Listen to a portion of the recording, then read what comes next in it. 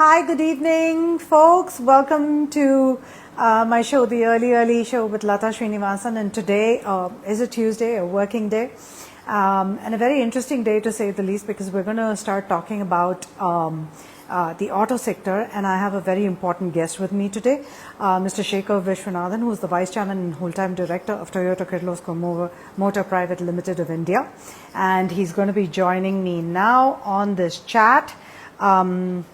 And I'm just him. Mr. Viswanathan is, of course, a veteran in the auto space. He joined Toyota in 1998. Toyota Kirloskar I'm just waiting for him in 1998, like I said. And he's been on the board of directors since 2008.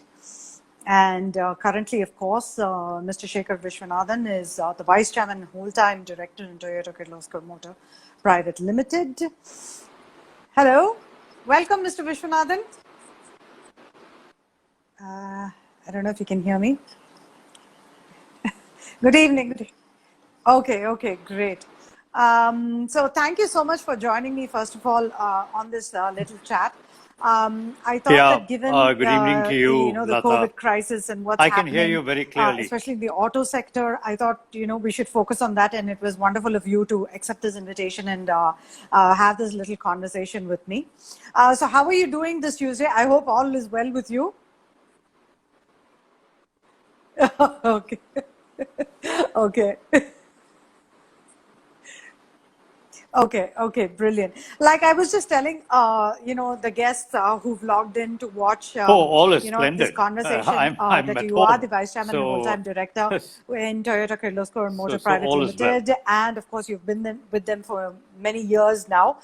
You have a very impressive resume, and I think, it'll take me quite a bit of time to go through it all. But let me tell you, Mr. Viswanathan is also a finance person. He's known for that, to put it in a nutshell. He's also the Senior Executive Advisor to the Toyota Kirloskar Auto Parts Board since 2009. He's also a Director of Kirloskar Systems Limited since 2006 and a Director in ASM Technologies Limited since 2011. He's an Independent Director in L&T MHPS Boilers Private Limited and L&T MHPS Turbine Generators Private Limited, effective since March 2015. He's also a Director of ANA ARC Private Limited. He's a member of numerous industrial organizations, including FICCI, CII, and so on. He's currently the Chairman of Council of Economic Affairs of SIAM. And interesting tidbit on the personal front is that Mr. Viswanathan is originally from Chennai, from Madurai, so from Tamil Nadu. But right now, of course, I think he resides in Bangalore. So once again, thank you so much, Mr. Viswanathan. It's a very interesting time for the auto sector, not just in India, but worldwide.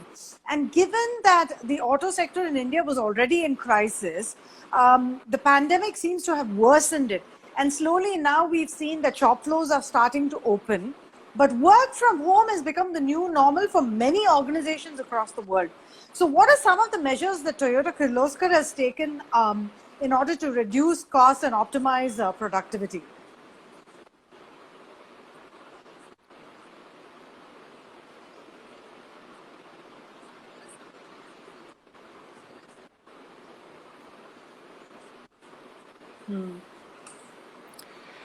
Yeah, I mean, I think as you put it very correctly, work from home is a new normal.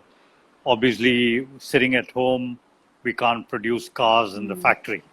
So there is willy-nilly a good percentage of us who will have to go to the factory to make those cars. And there's another percentage of us who will have to get out into the marketplace to sell those cars, or at least to keep the channels of distribution for those cars wide open. That said, work from home is a good alternative. It is also a cost-saving alternative. It's also an alternative that will be welcomed by some, not by all.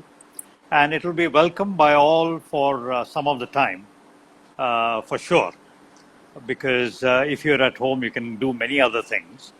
So I think what's going to happen going forward is we're going to have a set of people Right. who will work from home and who will be encouraged to work from home simply because if we can save on the office space and rentals, to that extent it will benefit the company and ultimately benefit the consumer. So that's one way of looking at it. How practical this is going to be going forward, only time will tell. But at the moment, I think with Right. the benefit of channels like Instagram and of course Microsoft Teams and other channels of communication, the need to have physical meetings is somewhat lessened. Also, the need Right. to travel is somewhat lessened.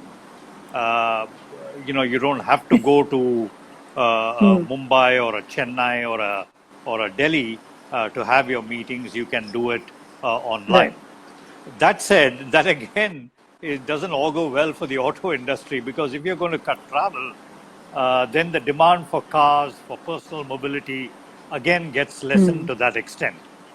So it's a very mixed bag that we face. To answer your question on productivity, of course, we are doing a lot in terms of factory productivity. For Toyota, the Toyota production system is the linchpin on Right. which its success rests. Now, there are new ways of rolling out the Toyota production system, which will involve social distancing and not meeting that frequently. Maybe there will be less paper in the system. There are endless possibilities, but the broad point is Right. we So at that Toyota brings will me to the carry on next with the Toyota way. question, where you spoke We about will social carry distancing. So on now, with a view given the to COVID improving pandemic, there's also productivity the and lowering health and costs, safety all of concern. which will go to benefit the So then consumer. what happens automatically, consumers will start looking at economical, personal mobility options rather than taking public transport. So how is Toyota Kirloskar addressing that segment? Because now more people are likely to buy cars. But then if they're first-time car owners, they might look at cars which cost less than 5 lakhs perhaps.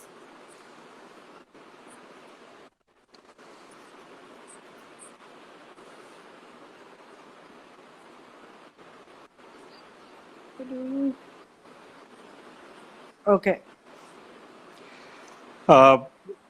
Latha, I don't think anybody knows how the cookie is going to cut itself I think out. there's a bit of a lag in the connection. My initial Just hold thoughts on, are guys. that not everybody is going to,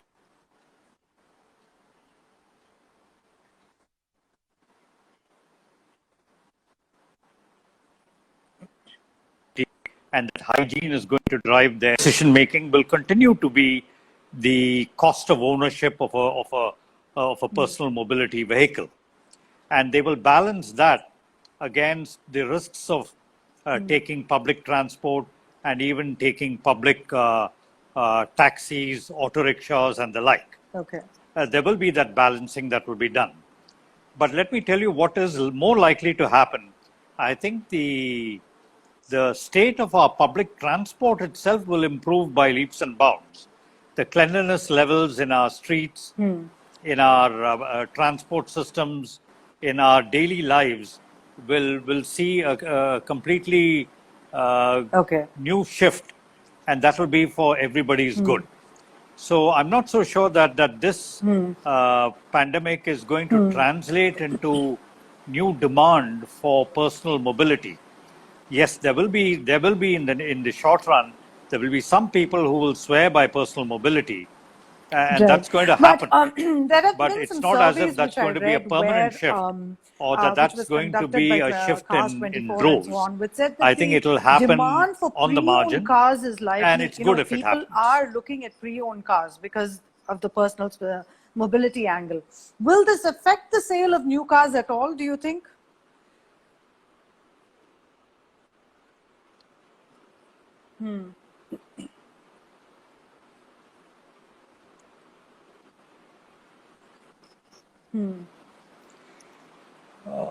I don't think it will affect the sale of new cars. I think Right. what will spur the demand for older refurbished cars will eventually be again the cost of ownership of a car, which I spoke to you about a little earlier. Ultimately, this is what's going to drive the consumer. Now, you can offer him a 20 lakh car, whereas he's a 10 lakh car customer. But if you give him adequate finances, and if you give him a package which tells him that the resale value of the car is going to be XXX, and then he says, okay, on this basis, I do think it's worth my going for a 20 lakh car, which has everything in it, connectivity, the new age solutions for mobility. Then, of course, he will go for the 20 lakh car because he's assured of a certain resale value. So I think there are many things that are going to drive the consumer in making the choice of a car. We also do hope that consumers do take to buying older cars, refurbished cars, because it only enhances the consumer experience. Right. But and it also what about, builds a because kind the of sales latent of demand vehicles have, they've really that we gone know down. is going They've to been driven down. translate into a One, demand for of a new course, car down because the the road. sector was already And I speak for the industry when I say not this. in great shape, and now due to COVID, do you think that post-COVID, there's going to be a shift? Because are people going to start looking at electric vehicle and electric vehicles per se? Because now there's more focus on, going green, a better planet, and so on and so forth. So people are kind of, veering towards electric vehicles now. So do you think there's going to be increasing demand in that space? And how is Toyota Kirloskar, do you have plans on the anvil for that as well in India?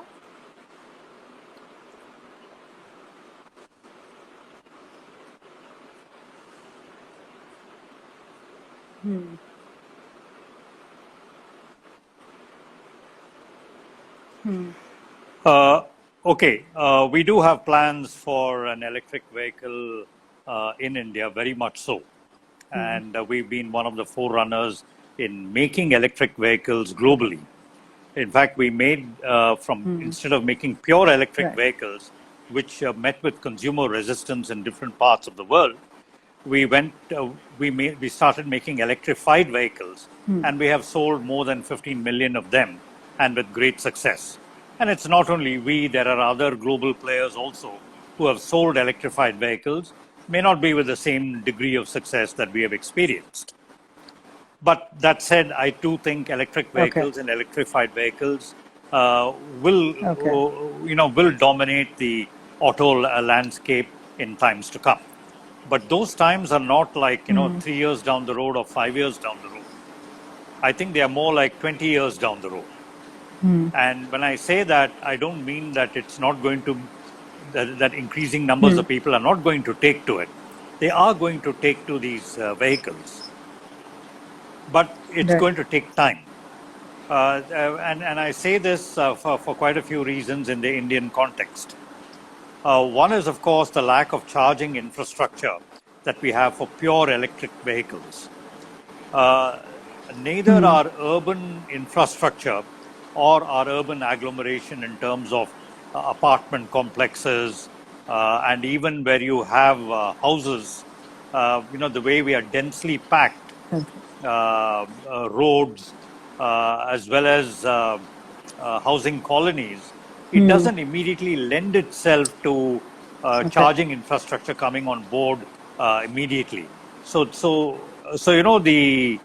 the way our urban landscape has to change is going to take time before it can lend itself to easy electric mobility being adopted. Now remember, anybody can make an electric car. The issue is, how do you make it consumer friendly? How can the consumer say, I want an electric car, I want to repeat my purchase? It's only when you get to that point that you can say that the demand for electric cars has well and truly arrived. At this point in time, everybody says, oh, electric scooters are great. it's good to use on the golf course, on a golf cart, Right. or even when the golf Right. marshal is going around on his electric scooter. But you ask the same Scooter. golf marshal, why doesn't he buy an electric scooter from to drive from his home to the golf course, and he does it every day? He says, no, sir, I prefer to have Right. my normal scooter because I swear by it. It's such a habit thing. So, you have to overcome the mindset of the consumer in moving towards electric decisively. And it's not just the low duty structure on electric vehicles that will drive the consumer towards electric vehicles. Then, of course, there are other issues on electric vehicles, such as the availability of lithium in the country. I mean, in trying to replace crude oil Right. imports, we shouldn't replace it with lithium imports or cobalt imports, both of which I understand is necessary for the making of battery to power these electric vehicles. So there are a whole host of issues that militate against the immediate adoption of electric vehicles as a means of transport. But that said, I do think we need to pursue electric vehicles, Please. and I do think the government must give it enough encouragement. But what, of course, the government should not forget is, and this is something that I know you didn't ask me this question, but I'm volunteering this information because it has a bearing on the early adoption of electric vehicles. Today, the internal combustion engine vehicles are taxed at a rate of a minimum of 28%, which means for every car that an automotive maker sells, the government gets 28%. The automaker gets something like 7%. So for all his toil and blood and sweat and tears, he just makes 7% of the cost of the vehicle, whereas the government makes 28%. They treat it like a sin good. Now, the reason they treat it like a sin good is because they generate a lot of revenue. Public finance is crucially dependent on the revenues generated from sales of cars and scooters and two-wheelers and three-wheelers and commercial vehicles. Right. Now, how are they going to replace this revenue loss if they are going to go purely electric, which today is being charged at the rate of 5%? So this is something that the government needs to think. One additional point, the fuel that we use in internal combustion engine vehicles is also heavily taxed. For every liter of gasoline and diesel that you sell, there's a lot of revenue that the government gets. Unfortunately, I don't have the numbers with me, but suffice it to say that the government must think on how they're going to replace this lost revenue. When you're talking And if about it's the not going to government be revenues, electric I was vehicles, also which just gives us thinking about revenue, how, then from where is that revenue the going to crude come oil from prices to shore up seem to be public lowering. finances? I'll stop at that and outside India, allow you but to here ask your next question. our diesel and gasoline prices just keep increasing. So that I think is a very big issue and could be a hindrance towards purchasing more vehicles as well, isn't it? Because typically households have two cars nowadays. If you see, most households have two cars and a bike, or two bikes and a car, and so on and so forth. But in a way, this lockdown has also kind of helped people because they're spending less on gasoline. So yeah, that's a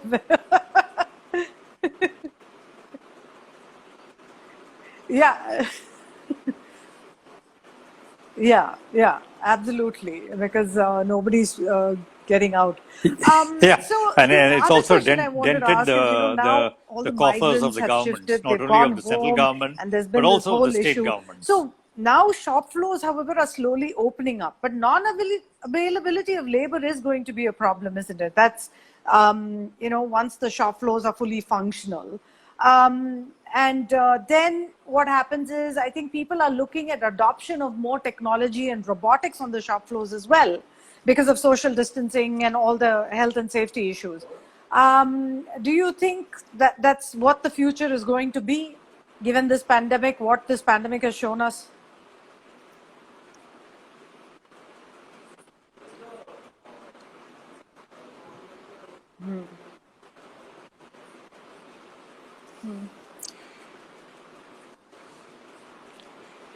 Okay. First of all, the question on migrant labor.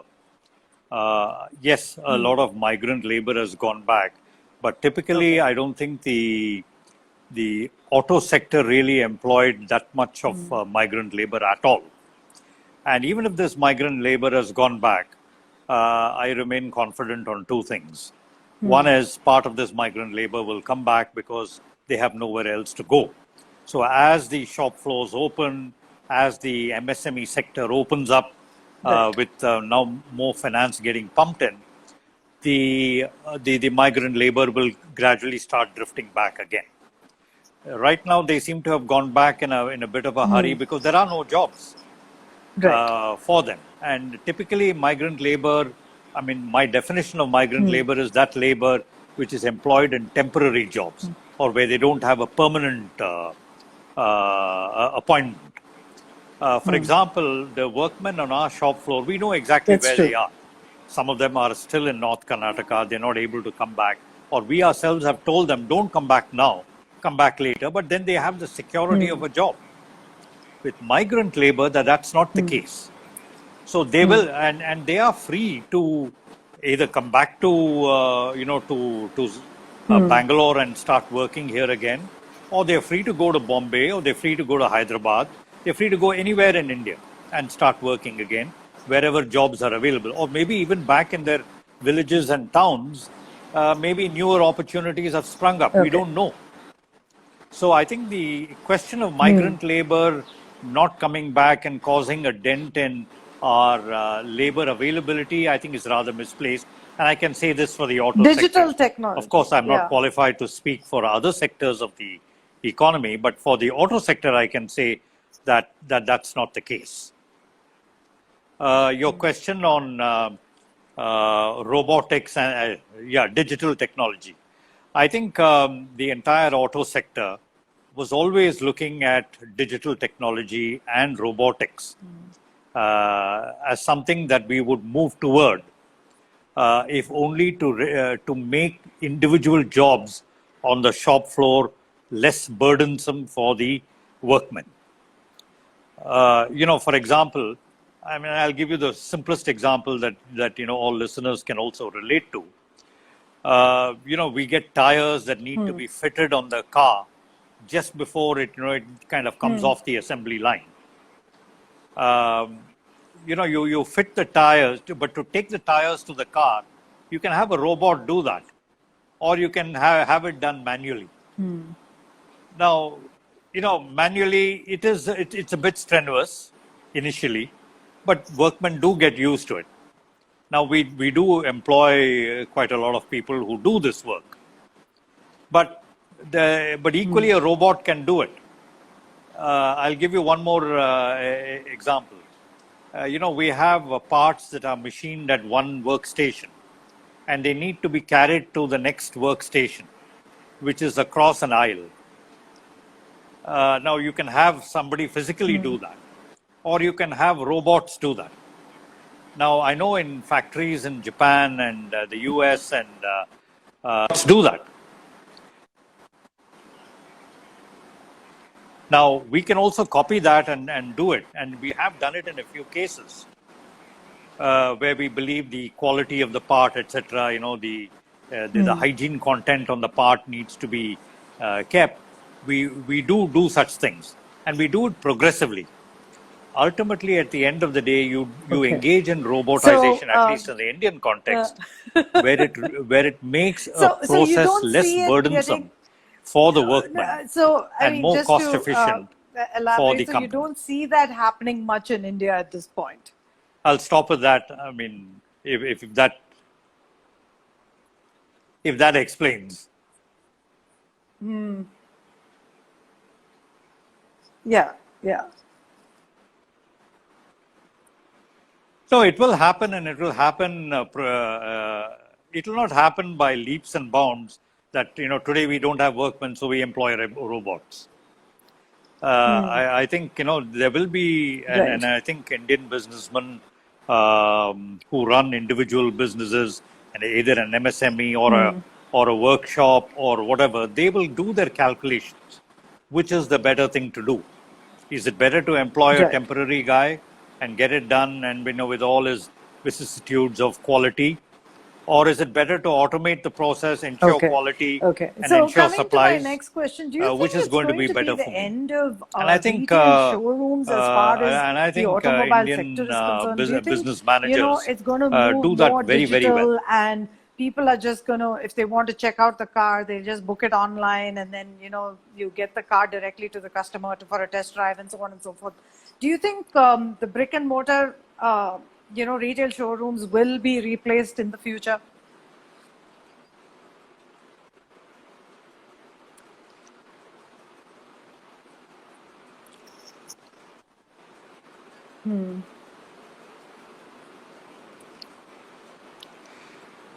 Okay, this is a very good question, and I think I'd like to go back a little bit in history to explain this. Uh, you know, in the initial part of Toyota's history in India, when we introduced a new model over here, customers would actually come to us and say, do you know you're introducing a model that's very old? It's already run in Indonesia. It's already run in Thailand. You've introduced it in Thailand, but you're not introducing it in India. Customers would actually come and tell us that. And the reason was very simple. They would see it on the internet. And as the internet got more and more pervasive, they could see which countries had got that particular model. And they'll say, I'll wait for so-and-so model for you to introduce it in India, and I will buy that model only. So in many ways, the customer had already gotten savvy. He knew exactly the kind of models that our competition would roll out. He knows exactly the kind of models we would roll out. And today he can go online, even before the COVID crisis. He would just go online and he would more or less make up his mind that I want an Innova or I want XYZ model of a competitor, but I will want to go and do a test drive. He then would phone up, either a Toyota or a Mahindra or a Tata, and then say, I want a test drive. Then he would do the test drive, and then he would look at the financing package. So I think what's going to drive customers going forward is that they already have the information that they need. It's ultimately how at the showroom is going to deal with him. Whether he's able to roll out a financing package to his liking, Right. The insurance policy to his liking, whether he's going to be able to say, I can deliver this car in so many days and then stick to his word. See, these are the softer things that a salesman has to do and then get the product out to the customer. So to answer your question, are showrooms going to go out of fashion? I don't think showrooms are going to grow. But what's going to grow is service workshops. And I think there's already a move towards independent repair workshops, meaning a workshop would take in a Toyota, it would take in a Tata, it would take in a Honda, it would take in a Mahindra, it would take in whatever model and repair those cars for you based on the instruction manuals that we will give them. So what do you think are some of the... And that's another business model that is likely to gain more currency. So what do you think are some of the other because opportunities... the need for showrooms will become which, less and especially less. post-COVID, that are going to emerge in the auto sector? So that's the change I expect. Yeah, sorry, go ahead.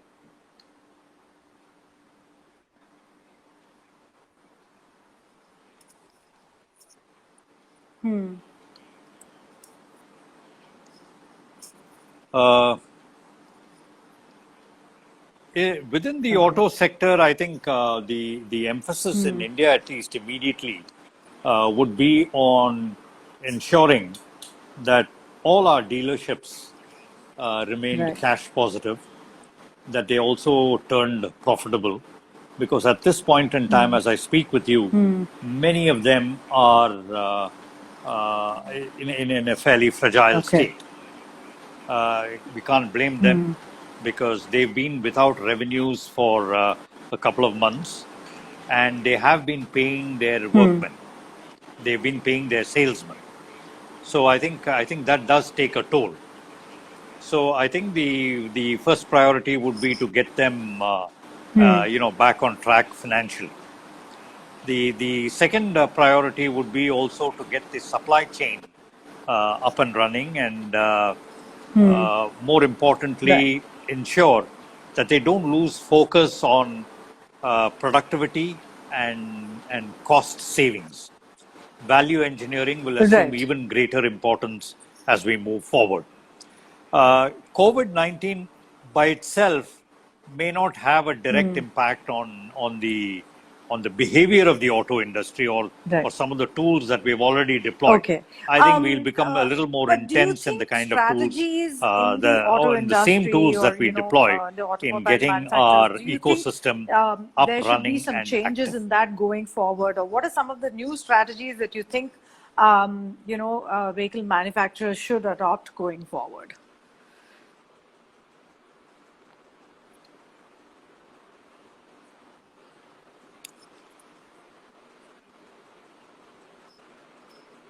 Yeah. Yeah, I mean, I think clearly the kind of advertisement revenue that's being spent by the auto industry, Right. that could suffer a setback, because it's worthwhile putting that money in the hands of the consumer through discounts.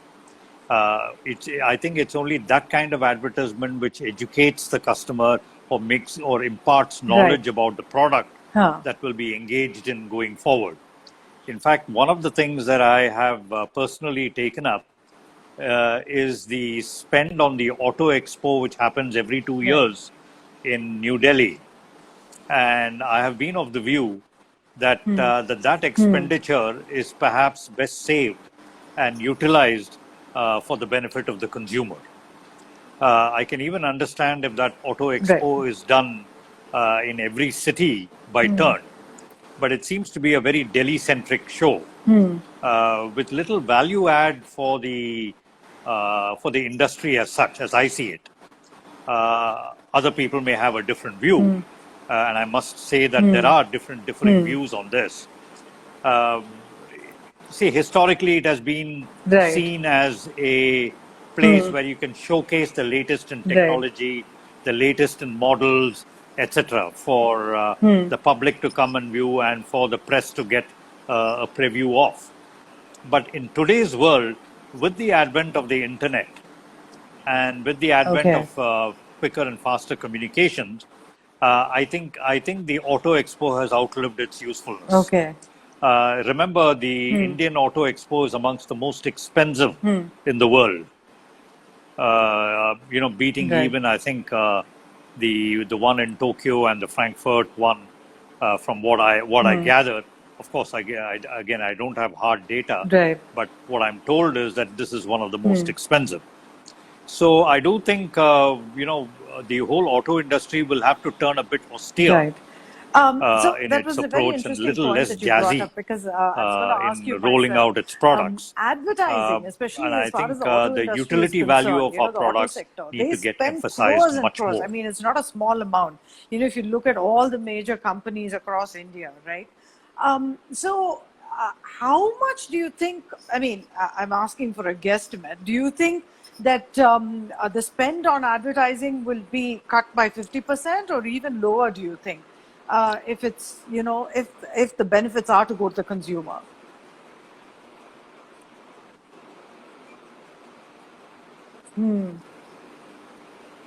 Right.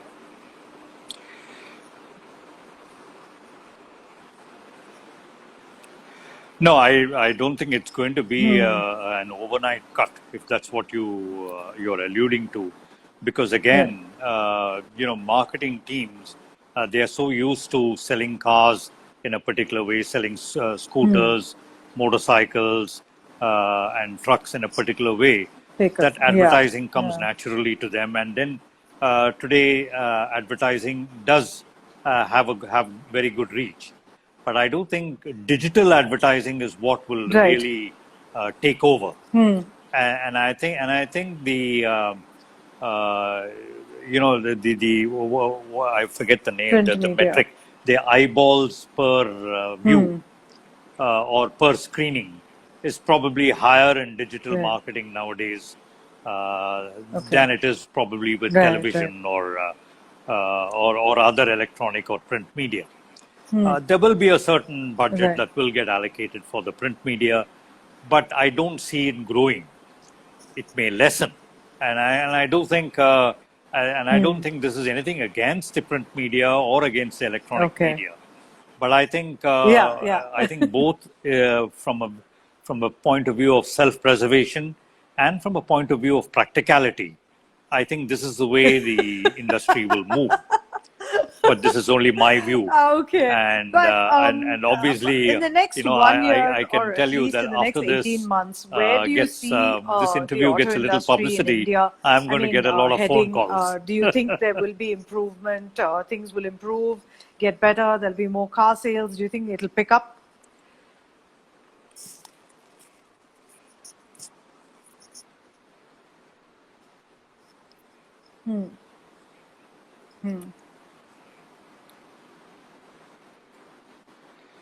No, we wanted to pick up, and one of the surest ways it will pick up is if the government of India, along with the state governments, decide that the auto sector ought to be given importance in the scheme of things of India's economic development.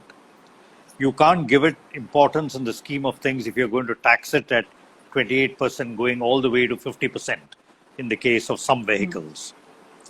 And we don't want a crumb thrown at us by saying, okay, we'll reduce it for 6 months from 28% to 14% or 16%. We don't want that. What we want is an acknowledgement by the government that this industry deserves long-term encouragement. And therefore, the rates need to be cut for the benefit of the consumer. Please understand that it's not as if that the auto sector is suddenly going to, get the benefit of the fall in tax rates. We are going to be benefited by probably higher volumes. And the government will also be benefited by higher volumes, which will make up for the fall in tax rates. But those higher volumes will translate into higher employment. And I do think that the government will finally realize that they ought not to dictate which technology will be in use. It could be an electric car. It could be an internal combustion engine vehicle with BS6 fuel. Or it could be internal combustion engines with fuel of such high quality that it cleans the air the more you drive it. In fact, there's a lot of research and development going into that. Or it could be hydrogen cars, but let the customer decide. And let the auto sector decide as to how they will, because, this is not a short-term game. A product that you see today running around was and as being introduced to the market today, probably had its origin some 7 years ago with an idea that this is what the market would need 7 years hence. It is a long-term game. And I think that is what we would like the government to understand and acknowledge. I don't think the government should play. In fact, today what is happening is the government is deciding the market for us by deciding tax rates. They're saying, okay, your product will be at 40% tax rate, your product will be at 28% tax rate. And therefore, they're deciding what market share should be. So they are actually owning our business rather than we being of benefit to the consumer. And it's the consumer who should say, please lower the tax rates. Because the manufacturer is going to make a 7 to 10% margin, regardless. Because otherwise, we can't survive. So I do see in 12 to 18 months that the government will veer around to this thinking. But if they don't, I'm afraid that the auto sector will see a few more closures. There have been closures by General Motors, Ford has downsized. Right. But of course, you have some Chinese players who have come in, and you have seen some others. Kia Motors has come in. I think So you will see newer entrants. it's a bit. But Okay, guys, I think the video is kind of hanging. Mr. Viswanathan, are you there? Hello? Yeah. Are you there? Yeah, okay. Yeah, you were just telling me that, there are newer entrants coming in, but there have also been some closures in the market, because of the high tax rates and so on. Yeah, I am.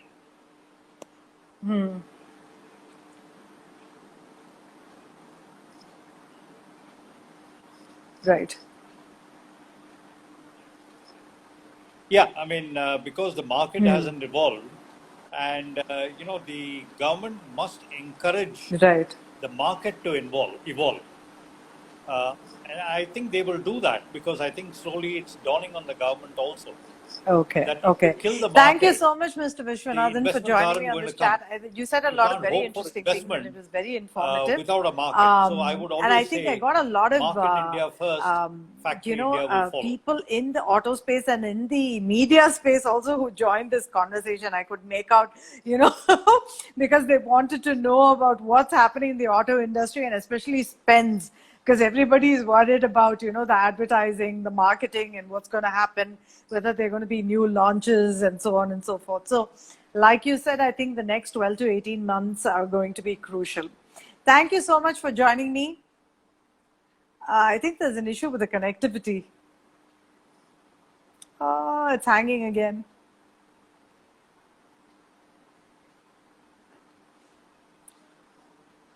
Okay, guys, thank you so much for... Hello? Okay, yeah. Yeah, no, but I can't see you. It's something, you'll have to switch the camera around. Yeah. Yeah. Okay, great. Sorry, Thank you I so think, much for because of a joining me. poor It was connection. Is the really nice connection of you. It better was now? very informative. Okay, And I so am going sorry. to share Yeah. this video with everyone and on Okay. LinkedIn as well, so that, we get more comments and feedback, and get people to listen to your interesting perspectives as well. Thank you so much, Mr. Viswanathan. Thank you.